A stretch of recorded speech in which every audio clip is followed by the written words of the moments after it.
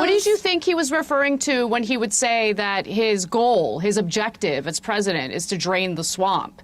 When he would refer to the deep state, what do you think he was referring to? There is a reason why his base, or at least a significant portion of his base, was very much fired up in supporting him because they thought that he was actually going to follow through on those promises.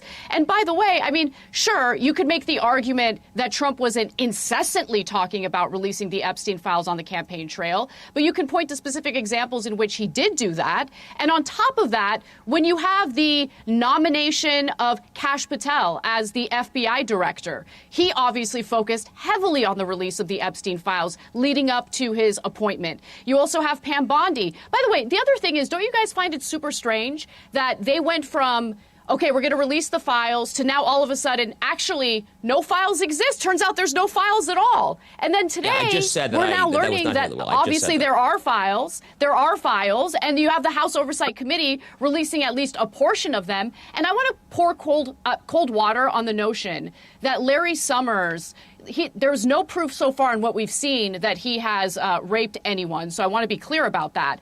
However, the documents that have been released by the House Oversight Committee indicate that he was having an affair with a young woman he was tutoring.